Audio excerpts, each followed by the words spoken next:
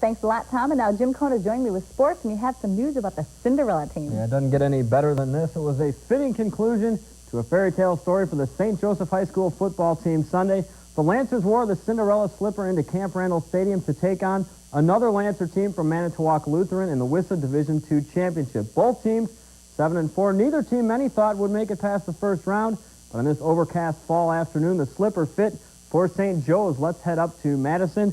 St. Joe faithful all dressed up and painted for the party. St. Joe's trailed 8-0 in the first quarter. Eric Hennessy takes the Jerry Arnold handoff, cuts to the outside, streaks down the near sideline, shapes a tackle, goes 53 yards for the score. A 2-point conversion tied it at 8 apiece. Second quarter, Lutheran ahead 14-8. Lance Moon takes an ensuing kickoff back 35 yards all the way down to the Manitowoc 46. Unfortunately, that drive stalled at the 31-yard line. Bob Freund's team down by 6, 14-8 at the half, but not to worry. Third quarter, Arnold goes high and deep to Mike Skuglik, who makes a spectacular fingertip grab over Seth Hankey. Play covered 32 yards and set up the Lancers' second touchdown. Moon takes the handoff. Look at that run. He breaks 3 tackles, bulls his way in. St. Joe's ahead 15-14, but Manitowoc came back. Jeff Lohberger throws up the middle. His pass is tipped by Skuglik. Ben Hartman comes down with the birthday present. He takes it in. The Lancers, the bad ones that is, up 20-15, but with just a minute left in the game, Jerry Arnold drops back, rolls to his right, shakes a tackle, and heaves it up 47 yards to a wide-open Eric Hennessy for the score. St. Joe players and crowd go absolutely nuts.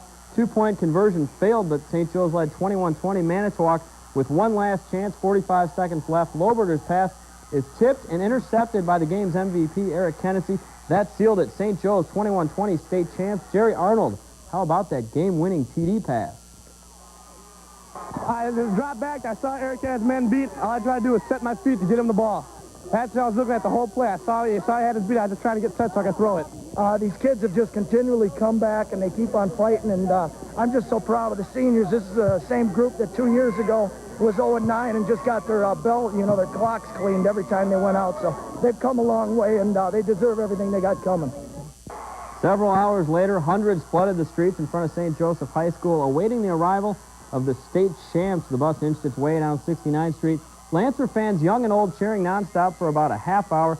A pep rally followed. An incredible scene at the high school last night, and an unbelievable finish to a great season for St. Joe's. I am fortunate enough now to be joined by the man who is in large part responsible for all that success at St. Joe's, Coach Bob Freund, a man who is no stranger to turnarounds. This team 0-9 2 years ago, and now you're the state champs. That has got to be an unbelievable feeling. It's a great feeling, Jim. You really can't express it in words. I'm just so happy for the kids that have been through so much to be able to have a state championship under their belt, and happy for the administration and all the kids at school. They've just been so supportive of the team, and to come through and finish the year in this fashion is just unbelievable. Let's talk a little bit about the defensive effort. We didn't have a chance to look at any defensive plays earlier, but they stepped up and came up with some big plays. Yeah, they really did. We had a lot of difficulty moving the ball on them, especially in the first half. We made a couple adjustments at halftime, and we came out and we tried to play our brand of football. And the kids did a little bit better job of controlling the line of scrimmage in the second half, and I think we got a little bit more physical with them and wore them out a little bit. Now, let's talk about you personally. You're a man who's turned teams around in the past. What has it been like the last 2 years at St. Joe's? Last year was a very challenging time. Anytime you walk into a new situation, the assistant coaches had to get used to me. The kids had to get used to me.